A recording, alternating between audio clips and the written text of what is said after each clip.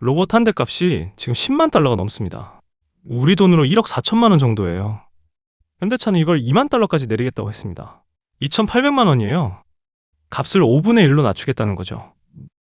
근데 이것 좀 이상하잖아요. 로봇을 싸게 만드는 신기술이 나온 것도 아니고요. 부품을 중국에서 사오겠다는 것도 아닙니다. 현대차가 올해 상반기에 한 일은 협력사 200곳에 사업 계획서를 요구한 것이었습니다. 휴머노이드에 들어가는 소재하고 부품 중에 어디를 맡을 수 있는지 회사마다 직접 적어서 내라고 했어요. 자동차 부품 만들던 회사들한테 로봇 부품을 만들라고 한 거죠. 그리고 이번 달 들어서 시장이 먼저 움직였습니다. 완성차보다 부품주가 앞서갔어요. 현대차가 10.7% 오를 때 HL만도는 11%, KRX 자동차 지수 전체는 8% 가까이 올랐습니다. 대신증권에서는 아예 8월은 완성차보다 부품사가 낮다고 정리를 했죠. 로봇이 실제로 공장에 들어가는 건 2028년입니다. 2년 뒤에요. 근데 돈은 이번 달에 움직였죠. 그래서 오늘은 이 5분의 1이라는 숫자가 어디서 나온 건지, 그리고 200곳 중에서 어디가 실제로 납품을 하게 되는지 하나씩 설명드리겠습니다. 먼저 날짜부터 보겠습니다. 이게 제일 중요하죠. 그 전에 배경 하나만 짧게 짚고 가겠습니다. 로봇을 만드는 회사 이름이 보스턴 다이내믹스예요. 현대차 그룹 자회사죠. 원래 이 회사 지분을 일본 소프트뱅크가 10% 정도 들고 있었어요. 그런데 지난달에 현대차 그룹이 5천억 원을 주고 그 지분을 전부 사들였습니다. 이제 외부 주주가 한 명도 없어요. 지분 100%를 현대차 그룹이 가지고 있죠. 여기서 해석 한 줄 붙이면요. 지분을 나눠 가진 곳이 없으면 결정이 빨라지죠. 부품을 어디서 받을지, 값을 얼마로 할지를 현대차가 혼자 정할 수 있게 된 겁니다. 자, 그럼 날짜로 가겠습니다. 보스턴 다이내믹스가 만드는 휴머노이드 로봇 이름이 아틀라스예요. 사람처럼 두 발로 걷는 로봇이죠. 이 로봇이 2028년에 미국 조지아에 있는 현대차 신공장에 들어가죠. 처음부터 조립을 시키는 건 아니에요. 부품을 순서대로 정리해서 갖다 놓는 일부터 시키죠. 그리고 2030년부터 부품을 실제로 조립하는 공정에 정식으로 투입해요. 양산 규모는 연간 3만 대로 잡았죠. 자, 여기서 계산이 하나 나옵니다. 로봇 한 대에 들어가는 부품이 5,000개에서 10,000개예요. 자동차 한 대가 3만 개니까 그 3분의 1 정도 되죠. 이걸 연간 3만 대 만들려면 부품이 1억 개 단위로 필요합니다. 시제품 몇 대 만드는 거랑 완전히 다른 얘기가 되는 거예요. 그래서 현대차가 미국의 로봇 관절 부품만 연간 35만 개 이상 만드는 시설을 짓기로 했죠. 2028년부터 돌립니다. 그리고 올해 안에 확인 가능한 날짜가 하나 있어요. 11월입니다. 현대모비스가 아틀라스에 들어가는 부품 시제품을 11월부터 납품할 예정이라고 증권가에서 보고 있죠. 그러니까 이 얘기가 진짠지 아닌지는 올해 11월에 한번 갈리죠. 이거 하나만 보고 계시면 돼요. 그럼 값 얘기로 돌아가겠습니다. 지금 휴머노이드 한 대가 10만 달러가 넘는데 목표가 2만에서 3만 달러예요. LS증권에서 계산을 해놨는데요. 이 값을 맞추려면 부품 하나하나의 값이 지금의 5분의 1이 돼야 한다고 봤죠. 근데 부품 값을 5분의 1로 낮추는 건 그냥 싸게 해달라고 해서 되는 게 아니에요. 방법이 세 가지밖에 없죠. 하나씩 보겠습니다. 첫 번째, 부품 종류를 줄이는 거죠. 올해 초에 공개된 아틀라스 5세대가 있는데요. 보스턴 다이내믹스 담당 이사가 외신 인터뷰에서 직접 밝힌 내용이 있죠. 이전 세대보다 부품 수하고 복잡한 정도를 거의 10분의 1 수준으로 줄였다고 했어요. 무슨 말이냐면요. 예전에는 관절마다 다른 부품을 썼는데 이제는 같은 부품을 여러 관절에 돌려 쓴다는 거예요. 그러면 한 종류를 훨씬 많이 주문하게 되죠. 많이 주문하면 계단값이 내려갑니다. 이게 첫 번째예요. 두 번째, 소재를 바꾸는 거죠. 로봇은 무거우면 안 됩니다. 무거우면 그만큼 힘센 모터가 필요하고 모터가 커지면 배터리도 커져요. 값이 전부 같이 올라갑니다. 그래서 뼈대를 가볍고 단단한 금속으로 바꿔야 하는데 이걸 만드는 방식을 다이캐스팅이라고 합니다. 녹인 금속을 금형에 세게 밀어 넣어서 한 번에 모양을 만들어내는 방식이에요. 하나씩 잘라서 만드는 것보다 훨씬 빠르고 훨씬 싸죠. 이게 두 번째죠. 세 번째가 오늘 핵심인데요. 이미 대량으로 만들어 본 회사한테 시키는 거예요. 로봇 전문 회사들은 지금까지 한 해에 몇백 대씩 만들었어요. 그 회사들한테 3만 대를 시키면 값이 안 내려가죠. 설비부터 새로 지어야 하니까요.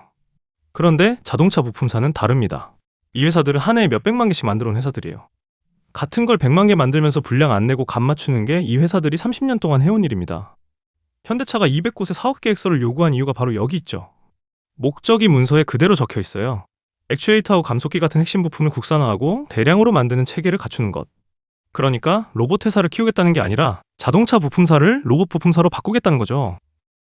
여기서 하나 짚을 게 있어요. 200곳 전부가 로봇 부품을 만들게 되는 건 아닙니다. 사업 계획서를 받아본 다음에 어느 회사가 어느 부품을 맡을지 정하는 단계예요. 그러니까 지금은 200곳이 다 후보인 상태죠. 여기서 실제 납품으로 넘어가는 회사가 갈립니다. 그리고 부품사 입장에서 보면 이게 주문 하나 받는 일이 아니에요.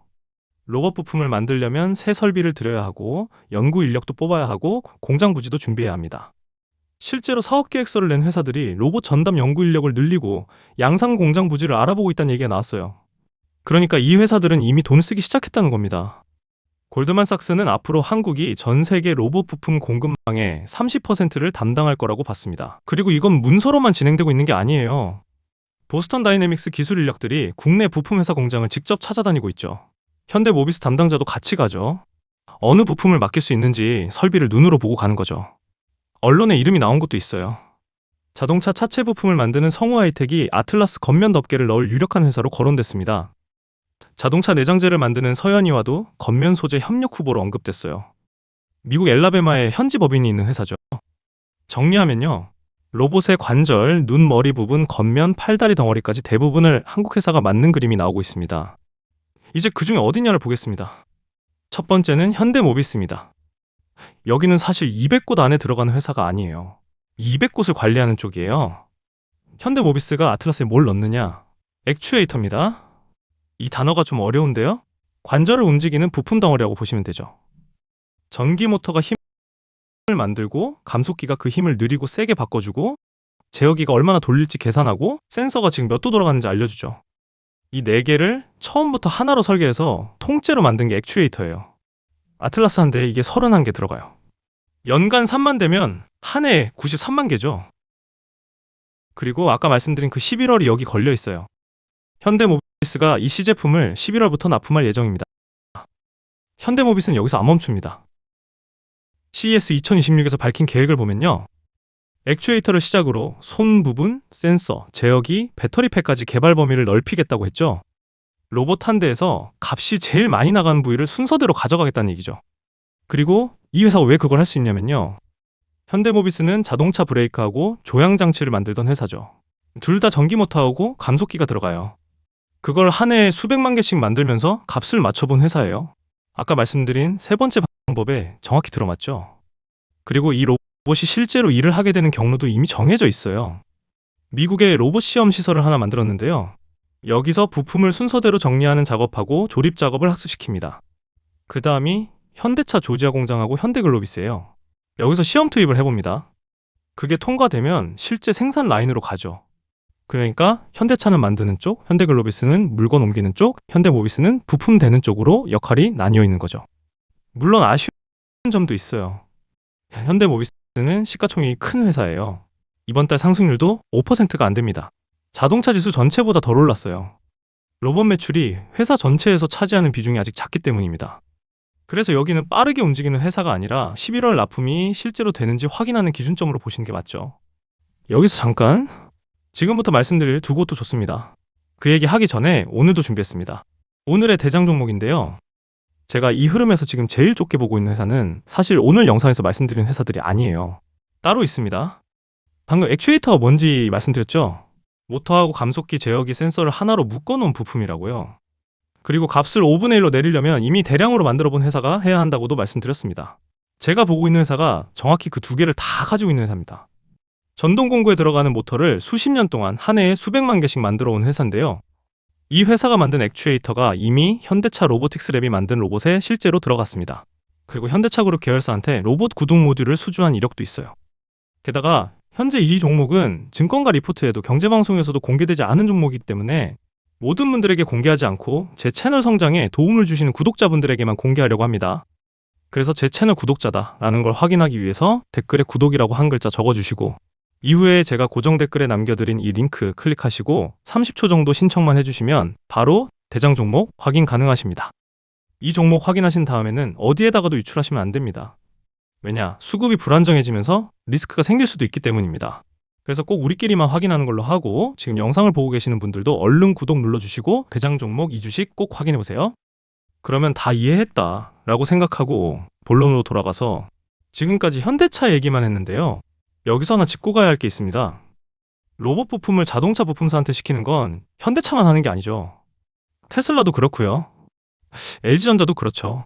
그리고 이 회사들이 찾아가는 국내 회사가 상당 부분 겹칩니다. 왜 겹치냐면요. 가볍고 단단한 금속을 정밀하게 대량으로 만들 수 있는 회사가 국내에 몇 곳 없기 때문이죠. 로봇을 설계하는 쪽은 미국에도 있고 중국에도 있어요. 그런데 그 설계대로 값 맞춰서 100만 개를 찍어낼 수 있는 곳은 다릅니다. 그래서 국내 부품사 한 곳에 현대차도 오고 해외 회사도 오고 LG전자도 오는 상황이 벌어지는 거예요. 이게 왜 중요하냐면요. 현대차 일정이 밀려도 다른 고객사 물량이 남아있다는 뜻이니까요. 한 곳에만 걸려있는 회사보다 흔들림이 덜하죠. 그러니까 이건 현대차 협력사 목록 얘기가 아니라 자동차 부품 만들던 회사가 로봇 부품 회사로 바뀌는 흐름 얘기예요. 지금부터 말씀드릴 두 곳이 정확히 그 흐름 안에 있죠. 두 번째는 한라캐스트입니다. 먼저 정직하게 말씀드리고 시작할게요. 이 회사의 로봇 수주는 현대차 쪽이 아닙니다. 작년에 해외 인공지능 자동차 회사로부터 받은 수주예요. 회사 이름은 공개가 안 됐어요. 그럼 왜 오늘 말씀드리냐? 이미 휴머노이드 부품을 실제로 수주받아본 몇 안 되는 국내 회사이기 때문입니다. 숫자부터 보겠습니다. 작년에 이 회사가 한 번에 받은 수주가 1186억 원입니다. 그 중에 휴머노이드 로봇 부품이 124억 원이었어요. 전기 변환 부품이 996억, 자율주행 부품이 84억이에요. 로봇 부품이 세 종류였는데요. 뼈대하고 관절 구동 부분이었죠. 지금은 10종류 정도까지 늘리는 논의가 진행 중입니다. 작년 말 기준으로 남아있는 주문이 1조 1346억 원입니다. 여기서 해석을 하나 붙이겠습니다. 이 회사는 로봇 기대감으로만 움직이는 회사가 아니에요. 지금 당장 만들어서 보내야 할 물량이 1조 원 넘게 쌓여 있어요. 그리고 이 회사의 진짜 특징은 다루는 금속에 있어요. 로봇 안에서는 모터가 31개 돌아갑니다. 모터가 돌면 열이 나요. 이 열이 안 빠지면 금속이 아주 조금 늘어나고 관절 정밀도가 떨어집니다. 그래서 로봇 뼈대는 가볍고 단단하고 열까지 잘 빠지는 금속이어야 하죠. 마그네슘입니다. 마그네슘은 알루미늄에 비해서 무게가 65% 수준인데 강도는 한 배 반 높습니다. 가볍고 단단하고 열도 잘 빠지죠. 로봇이 딱 원하는 조건이죠. 그런데 다루기가 어렵습니다. 금형 설계도 까다롭고 설비 투자도 많이 들어가요. 그래서 국내 다이캐스팅 업체 중에 마그네슘을 다룰 수 있는 곳이 전체의 5% 수준입니다. 한라캐스트는 이걸 20년 했습니다. 아까 말씀드린 두 번째 방법 기억나시죠? 소재를 바꿔서 값을 낮추는 것, 그걸 할 수 있는 회사가 국내에 20곳 중 한 곳뿐이란 얘기입니다. 다만 확인하실 게 있어요. 이 회사는 작년 8월에 상장했죠. 상장한 지 1년밖에 안 됐어요. 그리고 로봇 부품 양산 시점이 고객사 일정에 달려있죠. 고객사가 미루면 같이 밀립니다. 세 번째는 세아 메카닉스입니다. 여기도 먼저 말씀드리면 이 회사의 로봇 협력은 LG전자 쪽입니다. LG전자 서비스 로봇 공급망에 들어가 있는 회사고요. 두산 로보틱스하고도 공정 자동화를 같이 하고 있습니다. 그리고 최종 고객사 명단에는 현대차 그룹도 들어가 있죠. 1차 협력사를 통해서 알루미늄 다이캐스팅 부품을 넣고 있어요. 이 회사가 지금 뭘 하고 있냐면요. 사명을 바꾸는 걸 추진하고 있습니다. 세아 메카닉스에서 HT 로보틱스로요. 회사 이름을 바꾼다는 건 어디로 갈지 정했다는 뜻이죠. 실적도 같이 보겠습니다. 올해 1분기 매출이 336억 원, 영업이익이 16억 5천만 원입니다. 적자에서 흑자로 돌아섰어요. 작년 말 기준 남은 주문이 6,118억 원이고요. 2030년에 9천억 원까지 늘리겠다는 목표를 내놨습니다. 매출 구성을 보면 부품 사업이 72%, 디스플레이 관련 사업이 26%죠. 부품 쪽에 2차 전지하고 에너지 저장 장치, 그리고 로봇 부품이 같이 들어가 있어요. 여기서 해석 한 줄 붙이면요. 로봇 매출이 아직 크지 않죠? 지금 흑자를 만든 건 2차 전지하고 에너지 저장 장치 쪽이에요. 그래서 이 회사는 로봇으로 지금 돈을 버는 회사가 아니라 로봇으로 넘어가는 중인 회사예요. 대신 넘어가는 속도는 확인이 됩니다. 사명 변경, 협동 로봇 공정 도입, 두산 로보틱스 협력까지 올해 들어 계속 나오고 있어요. 그리고 이 회사가 원래 뭘 하던 회사였는지도 보셔야 해요. TV를 세워두는 받침대하고 벽에 거는 장치를 LG전자에 납품하던 회사입니다.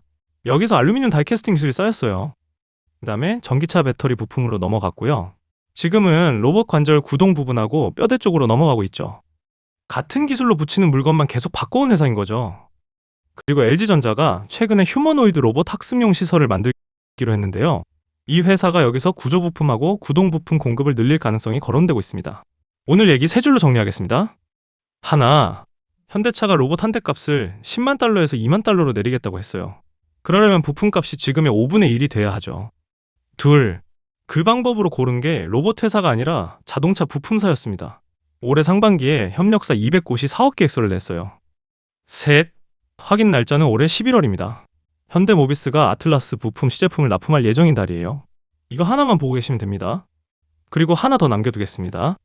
오늘 말씀드린 회사들은 전부 몸체하고 관절을 만드는 회사였어요. 그런데 로봇이 물건을 잡을 때 얼마나 세게 쥐고 있는지를 로봇이 어떻게 아느냐는 문제가 남아 있습니다. 여기는 아직 국내에 만드는 데가 거의 없어요. 그게 어딘지는 다음에 보겠습니다. 오늘 얘기는 제 해석이고요. 본 영상은 투자 참고용이며 특정 종목의 매수나 매도를 권유하지 않습니다. 투자 판단과 책임은 본인에게 있습니다. 저는 다음 장에도 시장이 열리기 전에 어디서 매출이 나오는지 보고 있겠습니다. 고맙습니다.